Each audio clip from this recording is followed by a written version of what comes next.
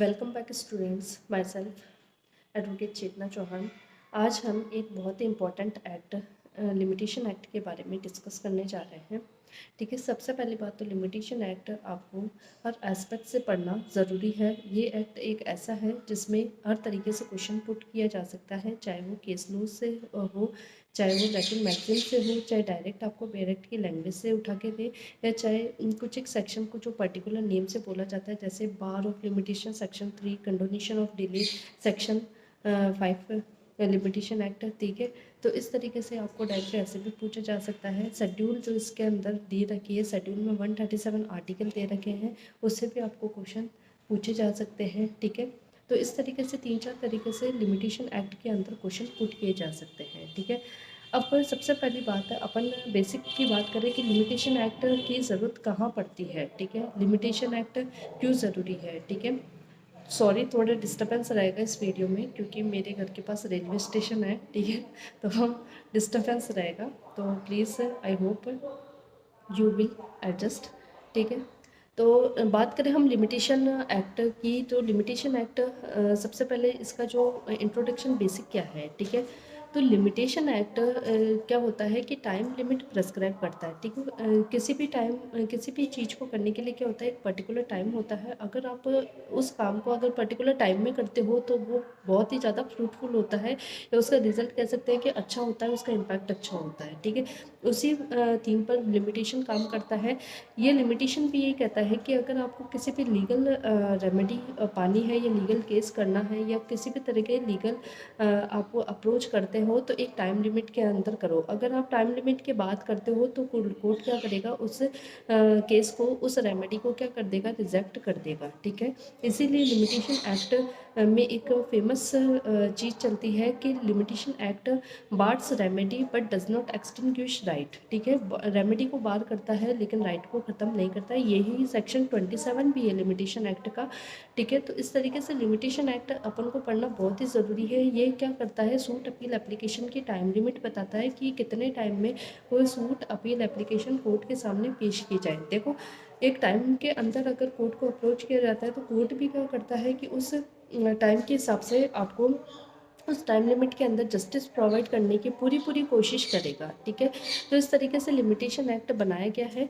Limitation act अपने आप में एक एग्जॉस्टिव एक्ट है, एग्जॉस्टिव लॉ है। ठीक है, प्रोसीजरल लॉ है, लेक्स फोरी है, और एब्सोल्यूट लॉ है। ठीक है ना, ये बातें आप लिमिटेशन के रिगार्डिंग याद रखना। लिमिटेशन का जो इनेक्टमेंट हुआ था, ठीक है, इसका इनेक्टमेंट हुआ था 1 जनवरी 1964 को, लेकिन इसका जो असेंट मिली थी इसको राष्ट्रपति से, वो 5 अक्टूबर 1963 को मिली थी। ठीक है, लिमिटेशन एक्ट के अंदर सेक्शन 31 है, 32 है, वैसे 32 रिपील है, इसके अंदर 31 सेक्शन है।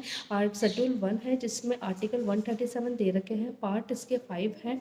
ठीक है, और इस तरीके से लिमिटेशन एक्ट पूरा का पूरा है। ये एक्ट नंबर 36 है 1963 का। देखो, बहुत सारे लो एग्जामिनेशन में एक्ट नंबर भी पूछे जाते हैं, तो आप हर एक्ट के एक्ट नंबर याद रखें कि कौन से साल का कौन सा नंबर व एक्ट ये था। ठीक है, अब सबसे पहली बात, लिमिटेशन एक्ट कुछ एक लैटिन मैगजीन के ऊपर बेसिस है। तो पहली लैटिन मैगजीन जो सबसे इम्पॉर्टेंट लैटिन मैगजीन है, आप किसी भी प्रकार का जो एग्ज़ाम होता है लो का, अगर रिटन एग्ज़ाम है, लो मेंस का एग्ज़ाम है, तो आप उसमें ये लैटिन मैगजीन ज़रूर लिख सकते हैं।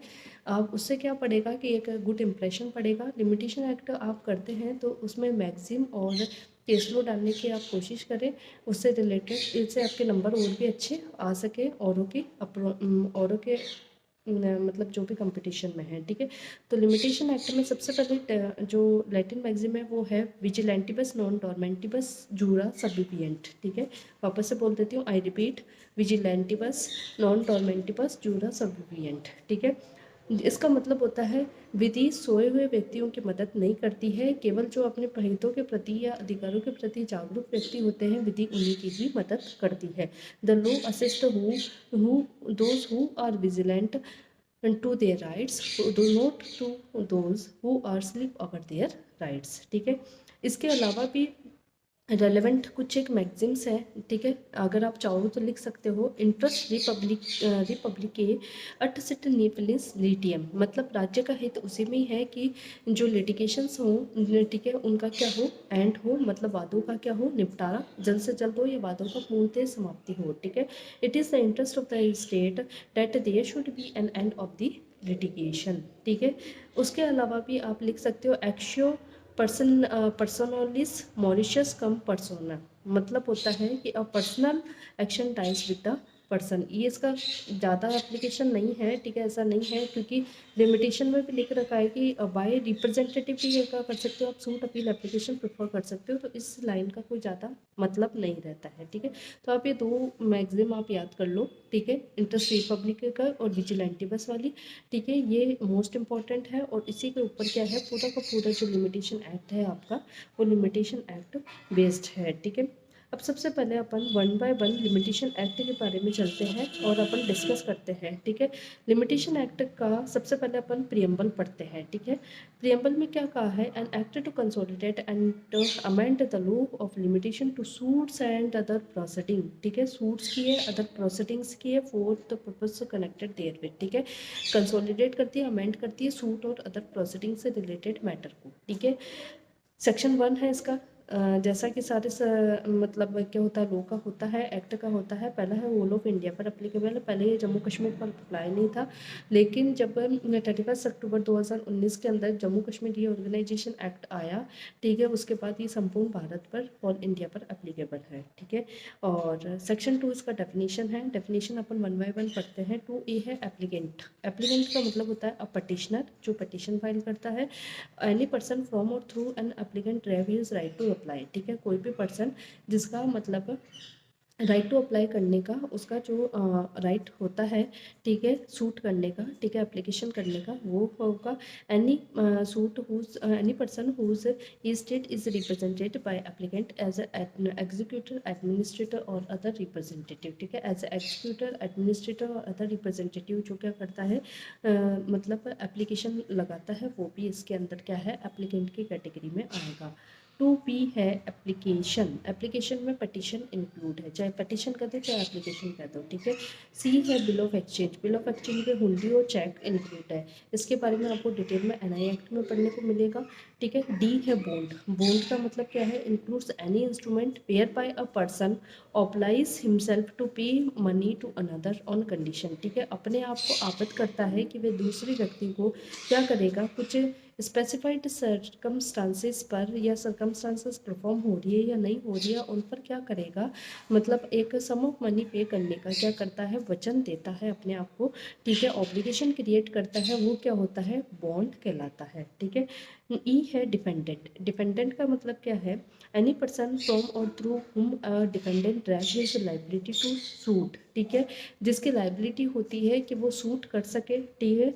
और कोई भी पर्सन हुज ई स्टेट, जिसकी प्रॉपर्टी, ठीक है, और is represented by the defendant as executor administrator or other representative, अगर उसकी प्रॉपर्टी दिखाई जाती है, बतलाई जाती है, तो भी वो डिफेंडेंट की कैटेगरी में आएगा, ठीक है।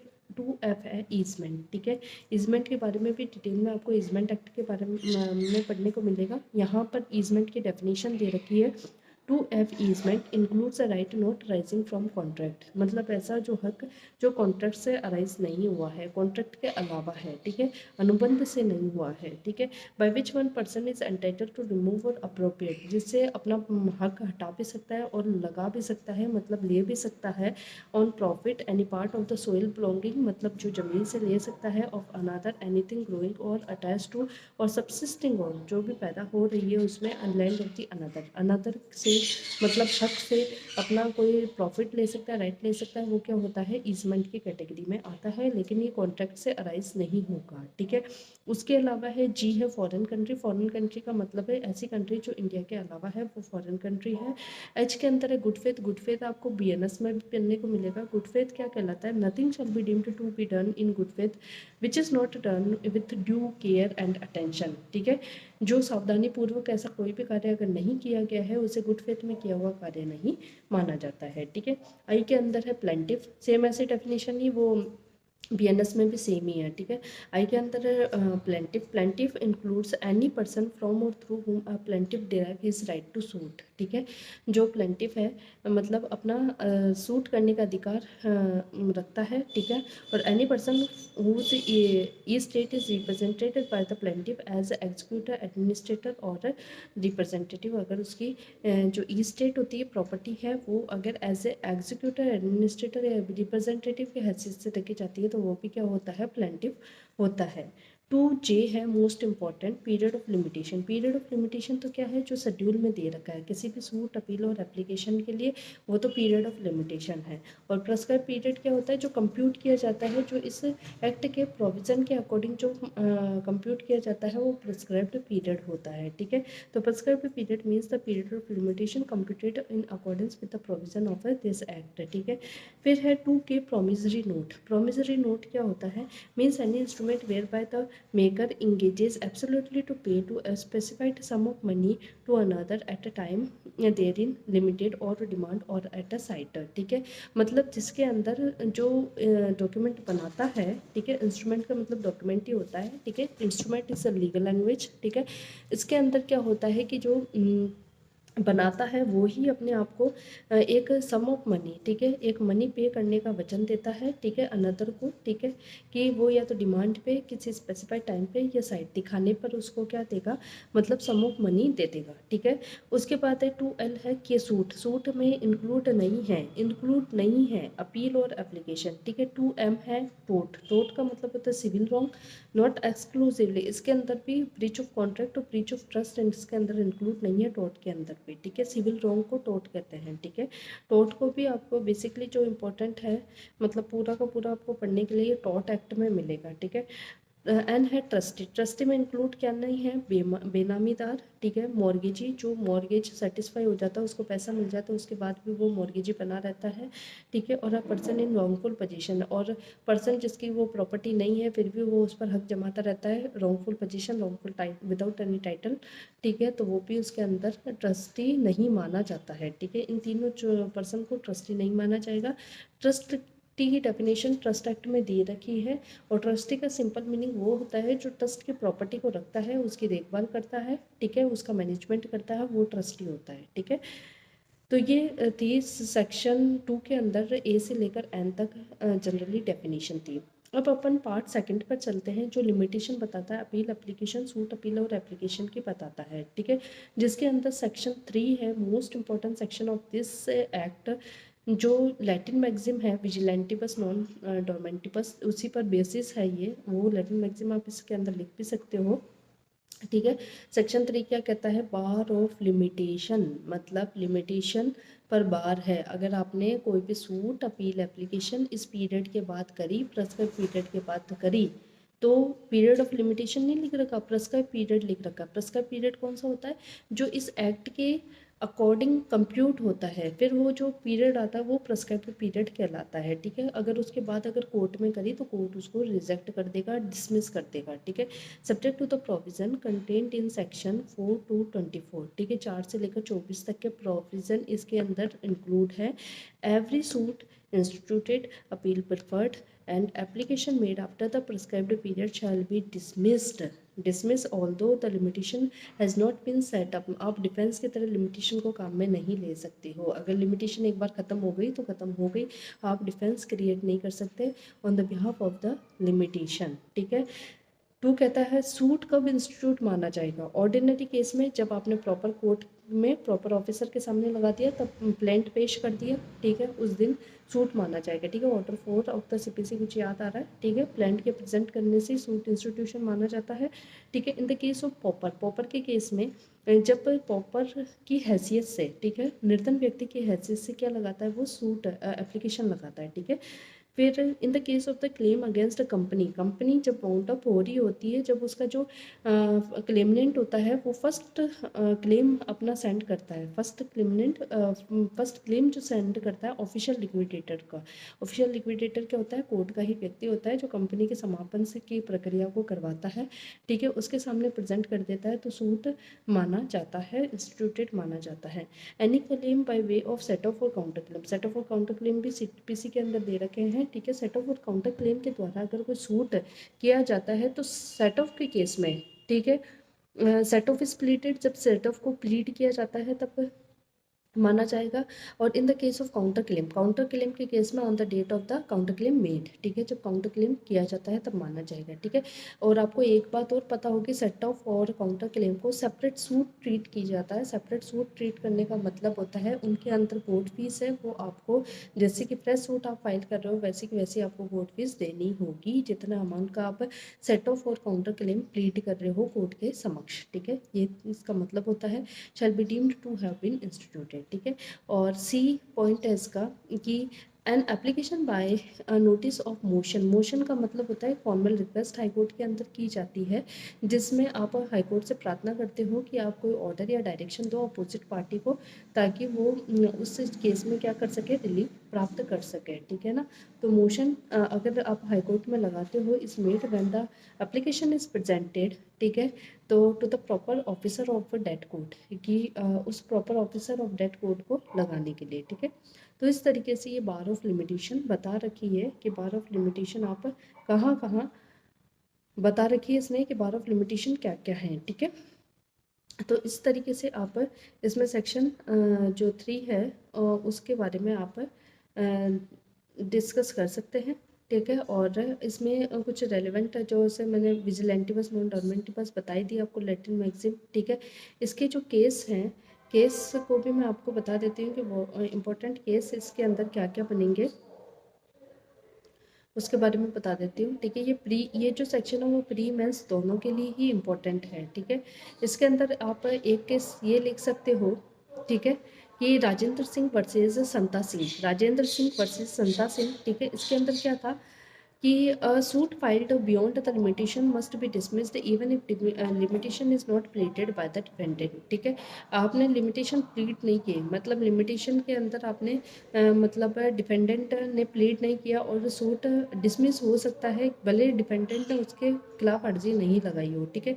Section 3 cast a mandatory duty on the court, ठीक है ना, मैंडेटरी है, मैंने पहले बताया था मैंडेटरी प्रोविजन है, ठीक है, सेक्शन 3, ठीक है। तो राजेंद्र सिंह वर्सेस संता सिंह का केस लिख सकते हैं आप। उसके अलावा Nauhar Lal Verma versus district cooperative central bank, Nauhar Lal Verma versus district cooperative central bank, इसका भी देख सकते हो। इसमें है कि limitation goes to the root of jurisdiction, इसमें ये बताया गया था कि लिमिटेशन आपको जुरिस्डिक्शन की जड़ों तक जाकर देखनी होगी। Courts can not grant relief on equitable grounds when the claim is time barred, ठीक है। इक्विटेबल ग्राउंड को लेकर आप क्या लिमिटेशन का हवाला आप लिमिटेशन ग्रांट नहीं कर सकते हो, ठीक है।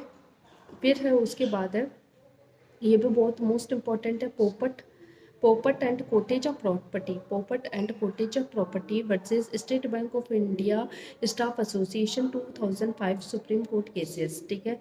इसके अंदर ये बताया गया था when A plant on the face of its barred by limitation it must be rejected, जब आपको प्लांट में ही साफ साफ दिख रहा है कि ये प्लांट तो क्या है लिमिटेशन के बाहर मतलब लिमिटेशन के बाद आपको पेश की गई है, तो आपको सीधा सीधा उसको क्या करना होगा, प्लांट को रिजेक्ट करना होगा, ठीक है।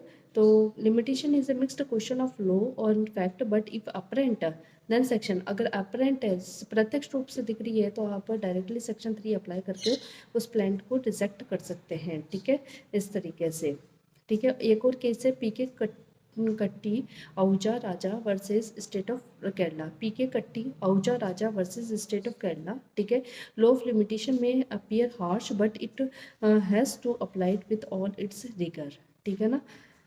Court has no discretion to extend limitation unless statute permit, ठीक है ना, जब तक कि कानून नहीं करता है, कानून वो नहीं देता है, परमिशन नहीं देता है, तब तक आप लिमिटेशन नहीं लगा सकते। इसमें एक इम्पॉर्टेंट ज़्यादा केस है Rajendra Singh versus Santa Singh 1973 supreme court, वो आप लिख सकते हैं, ठीक है। नेक्स्ट सेक्शन पे चलते हैं, सेक्शन 4, ठीक है।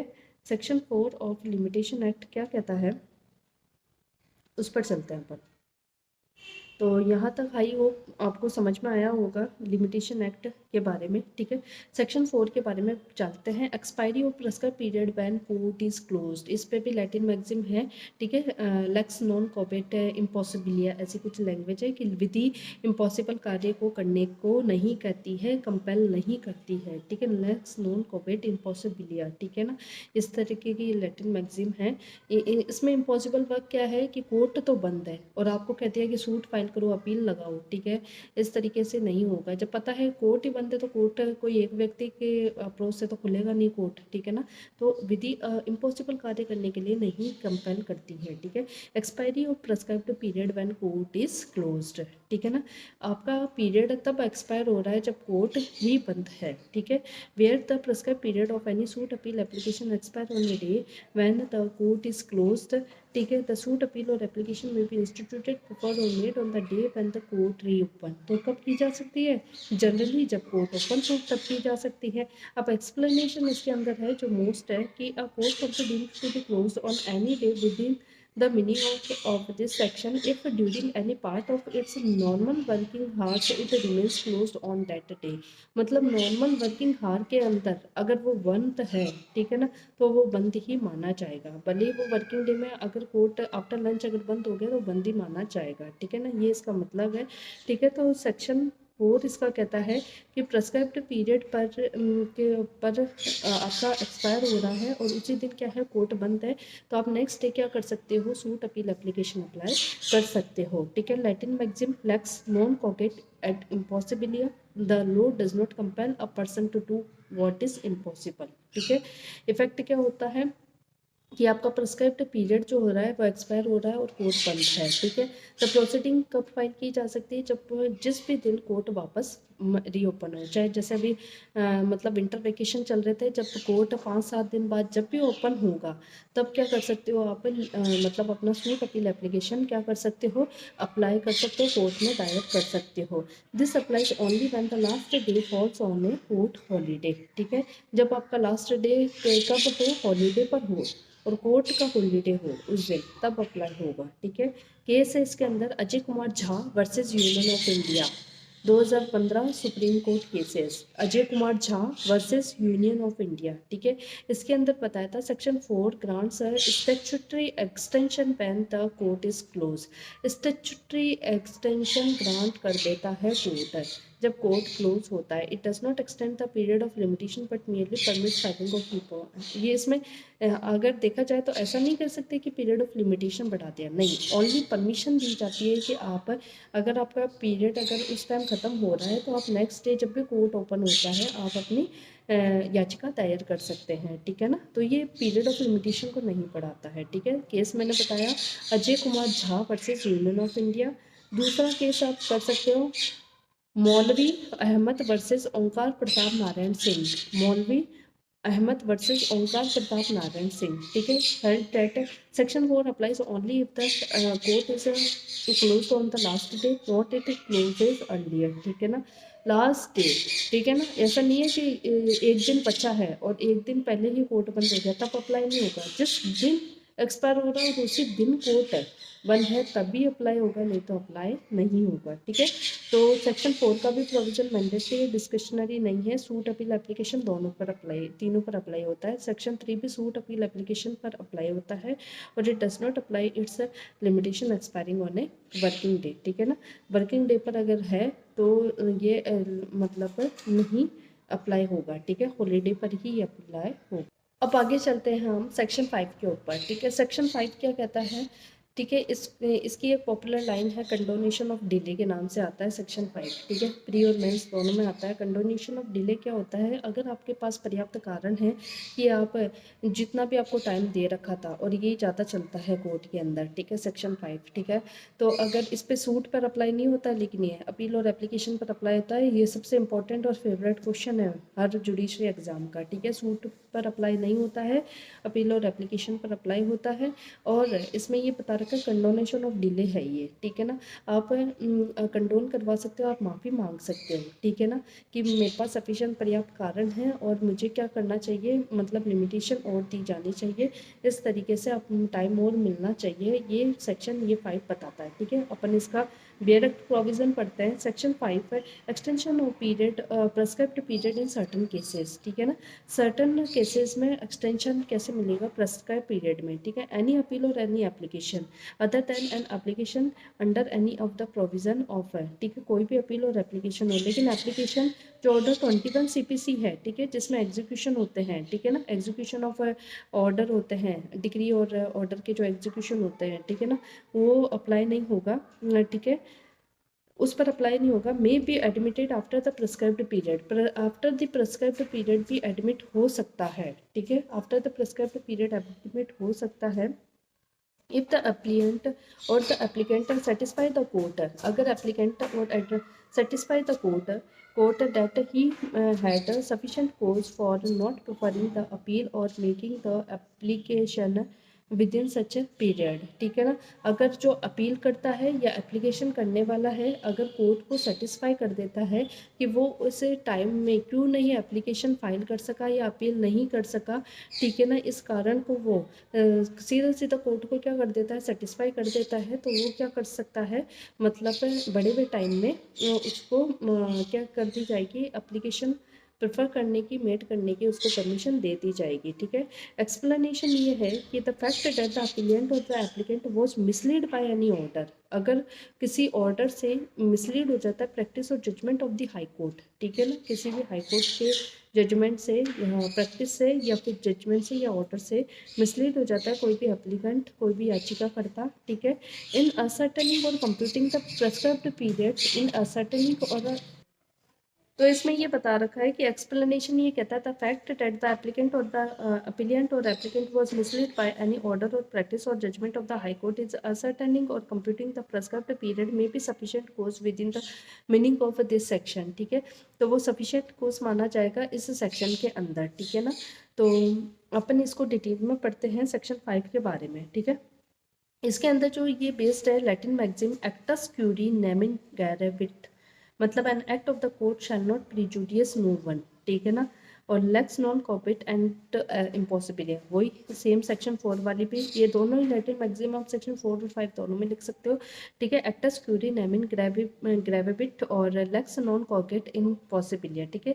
The law does not compel a man to do the impossible thing, ठीक है, इम्पॉसिबल थिंग या इम्पॉसिबल एक्ट, ठीक है। Section 5 enables the court to condone delay in filing appeal or application not suit, suit पर apply नहीं है, वापस कह देती हूँ, सूट पर अप्लाई नहीं है, अपील और एप्लीकेशन पर अप्लाई है।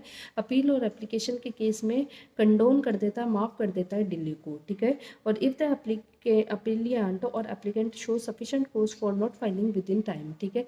और विद इन टाइम अगर नहीं फाइल करने का, अगर सफिशिएंट कोज अगर बता दिया गया है, ठीक है ना, तो उसको टाइम मतलब अलाउ कर दी जाती है, उसका जो एप्लीकेशन है, जो अपील है, वो अलाउ कर दी जाती है। It is discretionary not the matter of right, ठीक है ना, कोर्ट की डिस्क्रिशन पावर है, कोर्ट चाहे तो कर सकता है, कोर्ट पर कोई दबाव नहीं है, कोर्ट की विवेक शक्ति अपनी यूज़ करके कर सकता है, ठीक है। केस है कलेक्टर लैंड एक्विजिशन वर्सेस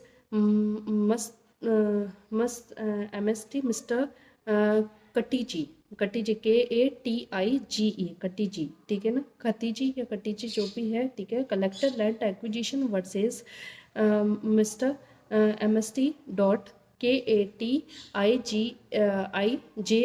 ठीक है, काटीजी, ठीक है। ये क्या कहता है, 1987 supreme court cases held courts should not adopt a liberal approach in condoning delay, ठीक है। लिबरल अप्रोच नहीं करनी पड़ेगी, ऐसा नहीं कि आपने आपका मर्जी हुई तो इसको दे दिया, आपकी मर्जी हुई तो उसको कंडोन कर दिया डिले, नहीं, लिबरल अप्रोच नहीं। अगर वाक्य में लगता है कि सफिशेंट कोज था, ठीक है ना, और सर्कमस्टेंसेस ऐसी थी कि मतलब डिले हुआ, ठीक है ना, तभी आप क्या करोगे, कंडोन करोगे डिले को, ठीक है। Substantial justice should prevail our technicalities, ठीक है, सब्सटेंशियल जस्टिस होना चाहिए, टेक्निकलिटी को इग्नोर करते हुए। Refusal to condone delay can result in meritorious matters being thrown out, ठीक है। Basav Raj versus special land acquisition officer. Basav Raj versus special land acquisition officer and limitation law must be applied with all its rigour. ठीक है, delay can not be condone without sufficient cause even an equitable grounds. ठीक है ना, equitable grounds और आपने delay condone कर दिया, ऐसा नहीं होना चाहिए, सफिशेंट कोज होना चाहिए। ठीक है ना। Ramlal versus Rewa coal fields limited. Ramlal versus Rewa coal field limited. ठीक है ना, कोयले के खदान से रिलेटेड था। Once sufficient cause is shown condonation is discretionary. ठीक है, और the applicant must explain each day delay principle involve. हर एक दिन का डिले एप्लीकेंट को करना पड़ेगा। ठीक है ना, हो सकता है कि किसी ने बहुत ही ज़्यादा टाइम लगा दिया तो फिर कोर्ट को फिर उसको देना पड़ेगा, मतलब उसको पूरा ब्यौरा देना पड़ेगा कि इतना टाइम कैसे लग गया। ठीक है ना, डिले का टाइम के बारे में उसको पूरा का पूरा उसको वाइफरिफिकेशन देना ही पड़ेगा। ठीक है ना। तो इस तरीके से सेक्शन जो 5 है वो सिंपली ये कहता है कि courts to condone delay in appeals और application on showing sufficient cause और reflecting the maxim actus curiae neminem gravabit and law lex non cogit ad impossibilia. ठीक है ना, तो इस तरीके से मैंने आपको सेक्शन 1 से लेकर सेक्शन 5 तक बताए हैं। ठीक है, तो इसके अंदर 1 बाय 1 मैंने डिटेल बताई है कि कैसे आप केस लिखोगे और किस तरीके से आपको करना है। ठीक है, नेक्स्ट अपन चलते हैं सेक्शन 6 के ऊपर। ठीक है, जो लीगल डिसेबिलिटी की बात करता है। देखो, डिसेबिलिटी जो होती है वो दो तरह की होती है, मेडिकल और लीगल। ठीक है ना, मेडिकल डिसेबिलिटी जिसमें डॉक्टर आपको पागल करार दे देता है। ठीक है, लीगल डिसेबिलिटी मेडिकल डिसेबिलिटी से डिफरेंट होती है। भले ही आप मेडिकली अनसाउंड हो, लेकिन आप में जिस टाइम आपने कॉन्ट्रैक्ट किया, जिस टाइम आपने सूट फाइल किया या जिस तरीके से आपने कोई लीगल काम किया, ठीक है ना, उस टाइम आप साउंड माइंड हो तो आपकी लीगल डिसेबिलिटी नहीं मानी जाएगी, लीगल एबल ही माने जाओगे कि आप उस काम को कर सकते थे। ठीक है ना, तो भले ही आप सारे दिन पागल थे, लेकिन आप थोड़े टाइम के लिए आप सही हुए और आपने कोई कॉन्ट्रैक्ट कर लिया तो आपको पागल व्यक्ति नहीं माना जाएगा। ये एक तरह की लीगल साउंडनेस मानी जाती है, लीगल डिसेबिलिटी का करार नहीं दिया जाता। तो कोर्ट जो मानता है वो लीगल डिसेबिलिटी को मानता है, मेडिकल डिसेबिलिटी को नहीं मानता है। ठीक है, पढ़ते हैं अपन सेक्शन 6। ये कॉन्ट्रैक्ट एक्ट में भी दे रखी है, सेक्शन 11-12 में बता रखा है डिसेबिलिटी के बारे में, वो लीगल डिसेबिलिटी ही बता रखी है। उसमें ये बता रखा है कि जब वो कॉन्ट्रैक्ट करता है तब वो साउंड माइंड का है तो उस माना जाएगा कि कॉन्ट्रैक्ट कर लिया। ठीक है ना, कैपेबल है कॉन्ट्रैक्ट करने के लिए। और अगर कॉन्ट्रैक्ट करते टाइम अगर वो साउंड माइंड का नहीं है तो इनकैपेबल ऑफ कॉन्ट्रैक्ट माना जाता है। ठीक है ना, तो इनकैपेक्स माना जाता है। ठीक है, सेक्शन 6 लीगल डिसेबिलिटी की बात करता है। ठीक है, पढ़ते हैं अपन सब section 1। Where a person entitle to institute a suit. कोई पर्सन है जिसको सूट करने का राइट है। Make an application for an execution of a decree at the time for which the prescribed period is to be reckoned. मतलब जो शुरू होना है, आरंभ होना है, अ माइनर और इंसान और एन इडियट। लेकिन वो उस टाइम क्या है, माइनर है, इंसान है या इडियट है। ठीक है, he may institute the suit or make the application within the same period after the disability has seized.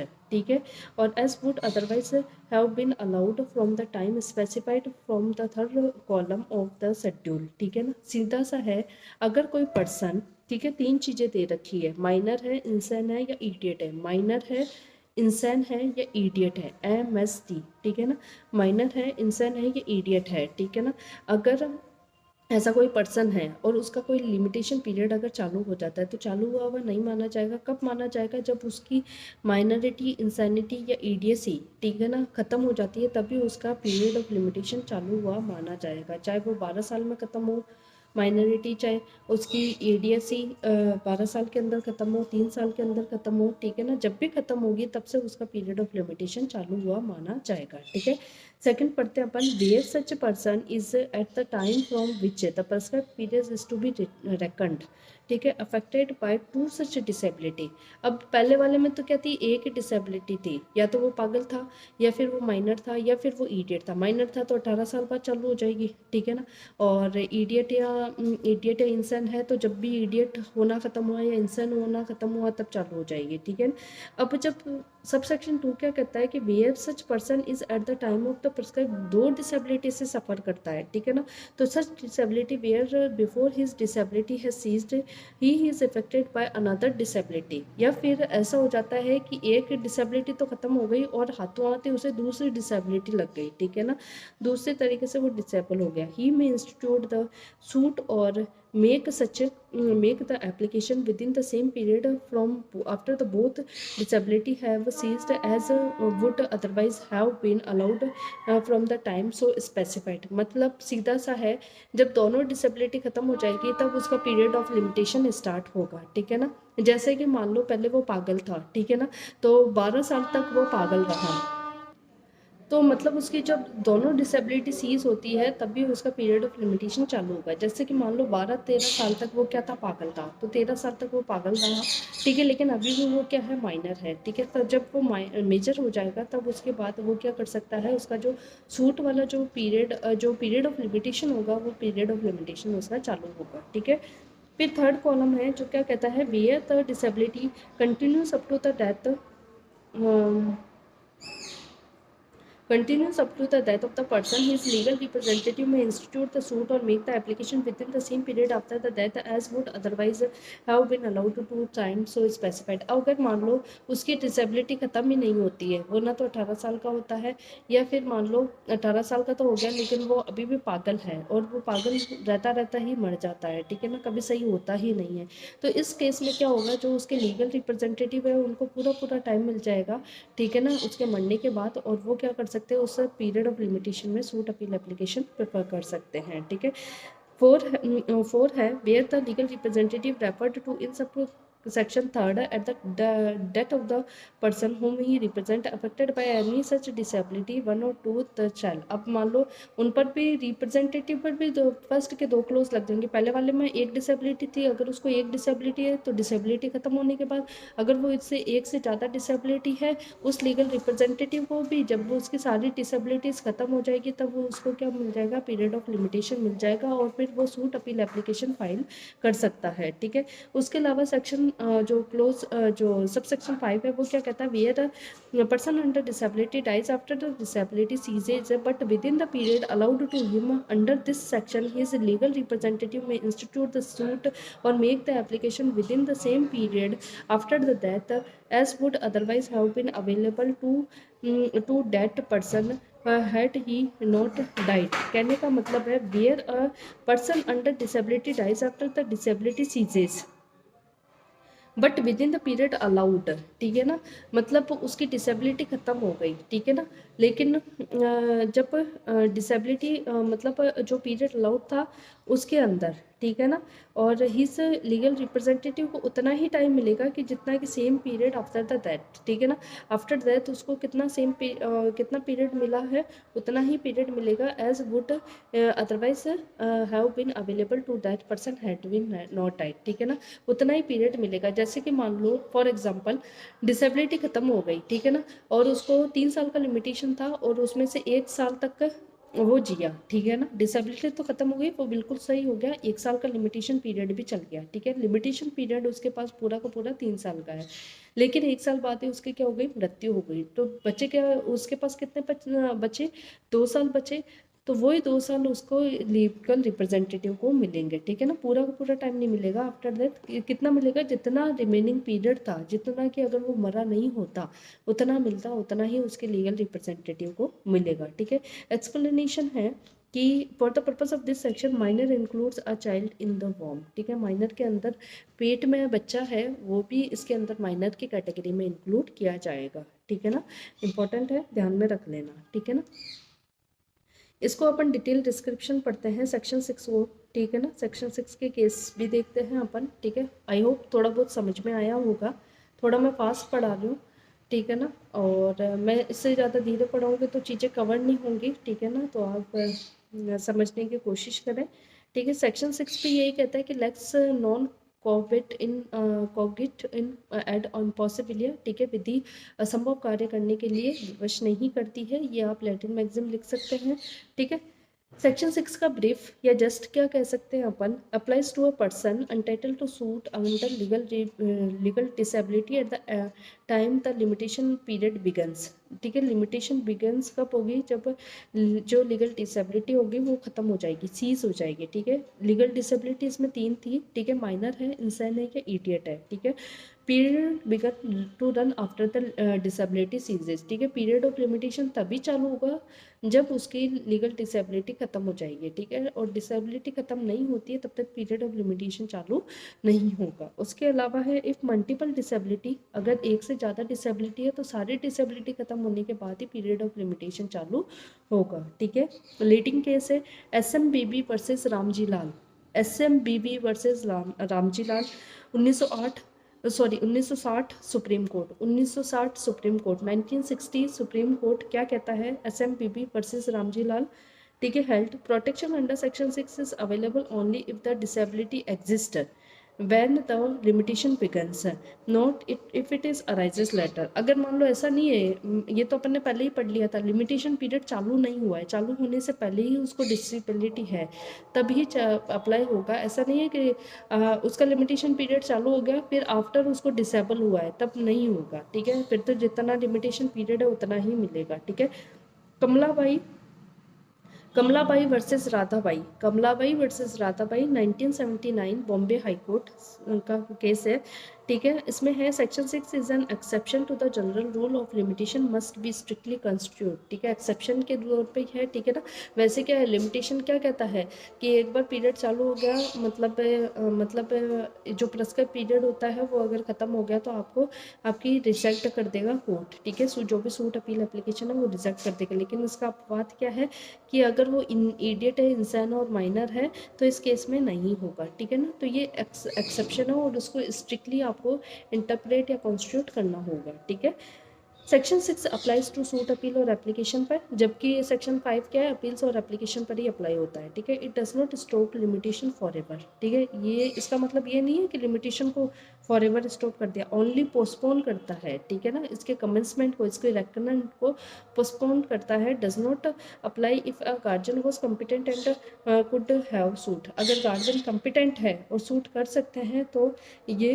मतलब अप्लाई हो जाएगा, ये मतलब बार नहीं करता है। ठीक है ना, रोक नहीं लगाता है लिमिटेशन। ठीक है, बार नहीं करेगा और रोक नहीं लगाएगा। फिर अपन आगे चलते हैं, सेक्शन जो है अपना सेक्शन 7 लिमिटेशन एक्ट। ठीक है, सेक्शन 7 लिमिटेशन एक्ट जो क्या कहता है, ये भी सेम वो ही है कि disability of one of several person के बारे में कहता है। जो सेक्शन 7 है वो एक से ज़्यादा पर्सन की डिसेबिलिटी है उसके बारे में कहता है। ठीक है ना, जहाँ पर्सन एक से ज़्यादा क्या है डिसेबल है तो सिंपल सा है, उनकी सभी की डिसेबिलिटी जब सीज हो जाएगी, ठीक है ना, तभी माना जाएगा। ठीक है, इसमें भी यही है, lex non cogit ad impossibilia, the law does not compel the doing of an impossible things या इम्पॉसिबल एक्टर। ठीक है, और section 7 applies where one of several person jointly entitled to sue in order under legal disability. ठीक है ना, jointly suit का right होता है और वो क्या होते हैं, डिसेबल्ड होते हैं। ठीक है, चाहे वो माइनर हो, चाहे इंसान हो, चाहे इडियट हो।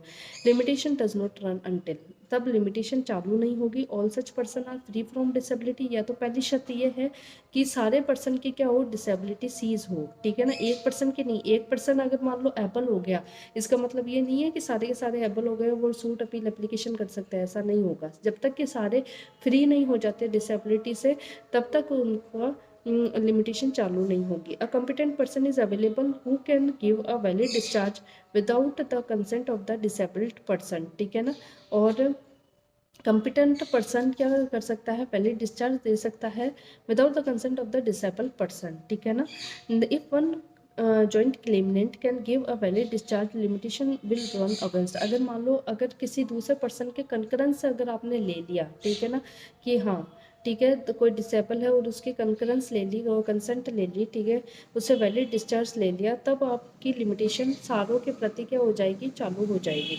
If no such discharge is possible, अगर मान लो ऐसी कोई कंकरेंस पॉसिबल ही नहीं है या वो हाँ करता ही नहीं है, तो अगर 5 जने और 5 जने डिसेबल हैं, तो जब तक कि 5 जनों की डिसेबिलिटी सीज नहीं होती तब तक की लिमिटेशन क्या रहेगी, पोस्टपोन रहेगी, लिमिटेशन चालू ही नहीं होगी, ठीक है ना। इसके अंदर जो केस है वो है बीबी Bibi Salma Khatoon versus state of Bihar, Bibi Salma Khatoon versus state of Bihar 2001 supreme court. इसमें कहा है section 7 applies only when the right to sue is joint and indivisible, indivisible है और जॉइंट है, मतलब जिसको तोड़ा नहीं जा सकता ऐसा राइट है, मतलब बहुत सारे जनों का राइट है जिसे तोड़ा नहीं जा सकता, विभाजित नहीं किया जा सकता, और जो जॉइंट राइट है, ठीक है। बीबी Salma Khatoon versus state of Bihar में क्या रखा है, S K. Mohammad versus state of Bihar में ये कह रखा है where a valid discharge can be given by one competent person limited is not suspended, ठीक है ना। अगर वैलिड डिस्चार्ज दे दिया कॉम्पिटेंट पर्सन से, अगर आपने वैलिड डिस्चार्ज ले लिया, ठीक है ना, तो लिमिटेशन इज नॉट सस्पेंडेड, तो लिमिटेशन को सस्पेंड या पोस्टपोन नहीं करोगे, लिमिटेशन चालू हो जाएगी सारे पर्सन के अगेंस्ट है, ठीक है। ये 1973 का केस था, S K. Mohammad versus state of Bihar का, ठीक है। अब सेक्शन 8 के ऊपर चलते हैं अपन। सेक्शन 8 क्या कहता है, सेक्शन 8 को प्रीएम्पशन के नाम से भी जाना जाता है, ठीक है ना। सेक्शन 8 को, सेक्शन 8 क्या है, special provision for certain disabilities, कुछ डिसेबिलिटीज़ के लिए स्पेशल प्रोविजन है। अपन सेक्शन 6, 7, 8 सारे ही क्या है, डिसेबिलिटीज़ के बारे में कहता है। स्पेशल डिसेबिलिटी किस में बता रखी है, सेक्शन 8 में बता रखी है। Same Latin maxim lex non cogit ad impossibilia पर बेस्ड है, ठीक है ना। फिर है स्कोप क्या है इसका, section 8 is a limitation on the benefit given under section 6 और 7, ठीक है। सेक्शन 6 और 7 को ही आगे डिस्कस करता है। Even if a person is under legal disability minor insane or idiot, he must file the suit within 3 year from the date of the disability ceases, ठीक है ना। ये क्या करेगा, उसको डिसेबिलिटी सीज होने के 3 साल के अंदर अंदर क्या करना पड़ेगा, सूट फाइल करना पड़ेगा, और with in the prescribed period which ever is earlier, ठीक है ना। या फिर उसका जो प्रेस्क्राइब्ड पीरियड है, चाहे 2 साल दे रखा है, 2 साल और 3 साल में से पहला कौन सा है, 2 साल है, तो 2 साल के अंदर अंदर सूट फाइल करना पड़ेगा, ठीक है। और with in the prescribed period which ever expire earlier, the law prevents indefinite extension of limitation. इसका मोटिव क्या है कि इंडेफिनिट मतलब एक्सटेंशन इतना नहीं होना चाहिए लिमिटेशन का कि उसमें पता ही नहीं लगे कि कब तक आप एक्सटेंशन दो, ठीक है ना। तो इनडेफिनेट एक्सटेंशन को रोकने के लिए इसने लगाया है, ठीक है। Section 8 applies only when section 6 और 7 अप्लाई, ठीक है। जब 6 और 7 अप्लाई होता है तभी 8 अप्लाई होगा। मैक्सिमम एक्सटेंशन 3 ईयर का होगा आफ्टर डिसेबिलिटी, ठीक है ना। आफ्टर डिसेबिलिटी आपकी सीज हो जाती है तो 3 साल का ही मैक्सिमम एक्सटेंशन होगा। Ensure balance between fairness certainty in litigation, इसका मकसद क्या है कि फेयरनेस होनी चाहिए लिटिगेशन में और सर्टेनिटी होनी चाहिए लिटिगेशन में, ठीक है। केस लो है कमलाबाई वर्सेस राधाबाई वाला लिख सकते हो। Section 8 curtails the benefit of section 6 and 8 7 and must be strictly apply. Curtail कम करता है 6 और 7 के बेनिफिट को। उसमें तो इंडेफिनिट कहीं ना कहीं ऐसा लग रहा था ना कि इंडेफिनिट पीरियड मिल रहा है, इंडेफिनिट पीरियड की बात नहीं है। मैक्सिमम पीरियड जो होगा डिसेबिलिटी सीज होने के 3 साल का मिलेगा, या फिर प्रेस्क्राइब्ड पीरियड है विच एवर इज अर्लियर है वो ही आपको पीरियड मिलेगा, ठीक है। तो ये था प्रियंशम का राइट भी कहते हैं सेक्शन 8 को, ठीक है। सेक्शन अपन 9 के ऊपर चलते हैं अब, ठीक है। सेक्शन 9 क्या कहता है, कंटिन्यूस रनिंग ऑफ टाइम, ठीक है ना, छोटा सा है, ठीक है। Once time has begun to run no subsequent disability stop it, ठीक है ना। एक बार समय का चलना प्रारंभ हो गया तो किसी भी प्रकार की कोई भी डिसेबिलिटी आगे जाके आती है वो इसको रोक नहीं सकती, समय को रोक नहीं सकती, समय चलता ही रहेगा, समय गतिमान है, ठीक है ना। तो ये आता भी इसी लाइन से है, once time has begun to run no subsequent disability stop it explain, ठीक है ना। मीन्स के अंदर ऐसा ही क्वेश्चन आता है, या प्री में भी ऐसा पूछ लेता है कि ये लाइन किस में लिखी है, तो सेक्शन 9 आएगा, ठीक है। इसका मतलब होता है tempus non fugit contra legem, tempus non fugit contra legem, time does not stop running against law, ठीक है ना। Time does not stop running against law, ठीक है। लॉ के अगेंस्ट टाइम का मतलब चलना ख़त्म नहीं होता है या स्टॉप नहीं होता है, टाइम जो होता है वो ख़त्म नहीं होता है, ठीक है। When time has once begun to run it continues to run, वह चलता ही रहता है। No subsequent disability or inability stop limitation, कोई भी सब्सिक्वेंट इनेबिलिटी होगी, डिसेबिलिटी, अगर मान लो उसका लिमिटेशन पीरियड स्टार्ट हो गया और उसके बाद वो मान लो इंसान हो गया, इडियट हो गया, या माइनर, मतलब माइनर तो पहले से ही होगा, अगर माइनर पे तो ऐसा कुछ अप्लाई नहीं होता, बाकी इंसान हो गया, इडियट हो गया, ठीक है, कोई भी डिसेबिलिटी आ गई तो उस पर ये अप्लाई नहीं होगा, ठीक है। एक्सेप्शन है cases covered under section 4 to 24 where the act itself provides otherwise, ठीक है। एक्सेप्शन इसका ये है, सेक्शन 4 से लेकर 24 में अगर इस एक्ट में खुद ने ही अगर लिमिटेशन प्रोवाइड कर रखी है तो उसका तो हम नहीं कह सकते, बाकी जनरली रूल तो यही है कि एक बार समय का चलना प्रारंभ हो गया तो कोई भी सब्सिक्वेंट डिसेबिलिटी इनेबिलिटी उसको रोक नहीं सकती है, ठीक है। Disability must exist at the time when limitation begins, ठीक है ना। डिसेबिलिटी क्या होती है, सेक्शन 6 और 7 में अपन ने पढ़ा था ना, टाइम का शुरू होता है तभी डिसेबिलिटी होती है, तब तो चालू नहीं होगा, ठीक है। Disability arising after the limitation has started has irrelevant, ठीक है ना। अगर मान लो इंसान हुआ लेकिन टाइम पीरियड तो चालू हो गया, ठीक है ना, तब उसका इररिलेवेंट है डिसेबिलिटी, ठीक है। Ensure certainty and finality of the legal proceeding या लिटिगेशन, ठीक है। लिटिगेशन की फाइनलिटी और सर्टेनिटी को ये एंश्योर करता है, ठीक है ना। इसमें भी SM बीवी वर्सेस रामजी लाल का केस है, जिसमें disability arising after the limitation has begun does not suspend limitation, अगर कोई भी ऐसी डिसेबिलिटी है, अगर लिमिटेशन के स्टार्ट होने के बाद अगर हुई है तो वो ख़त्म नहीं कर सकती है, ठीक है। Mangu Ram versus municipal corporation of Delhi, ठीक है। Mangu Ram versus municipal corporation of Delhi का केस है, इसमें बताया limitation once commenced continues unless expressly stopped by statute, ठीक है ना। तो इस तरीके से अभी अपन सेक्शन 1 से लेकर 9 तक ही अपन देखेंगे इसमें, क्योंकि लेक्चर काफ़ी थोड़ा बड़ा हो गया है। मैं अगले कुछ लेक्चर में इसको कंप्लीट करने की कोशिश करूँगी, साथ के साथ मेरी कुछ RTA की कॉपियाँ भी हैं, ठीक है, जो 2024 का मेंस मैंने दिया था RJS का, वो भी मैं आपके साथ शेयर करूँगी और बताऊँगी आपको किस तरीके से क्वेश्चंस लिखना है, ठीक है। फाइनली मेरा सिलेक्शन नहीं हुआ लेकिन मेरे मार्क्स अच्छे हैं, ठीक है, जिस हिसाब से पेपर था, पैटर्न था, ठीक है ना, और कैसे कैसे मार्क्स दिए जाते हैं, ठीक है, वो भी मैं आपको बताऊंगी, ठीक है। तो आप मेरे चैनल से जुड़े रहे, वीडियो को अच्छे से देखें, और किस टॉपिक के ऊपर आपको ज़्यादा लेक्चर चाहिए या कौन सा टॉपिक आपको समझ में नहीं आ रहा है, तो उसके लिए आप मेरे चैनल पे जाके कमेंट भी कर सकते हैं, आप मुझसे कह सकते हैं, मैं उसी टॉपिक के ऊपर आपके लिए वीडियो लेके आऊँगी, लोग का डिस्कशन लेकर आऊँगी, ठीक है। तो thank you and have a nice day.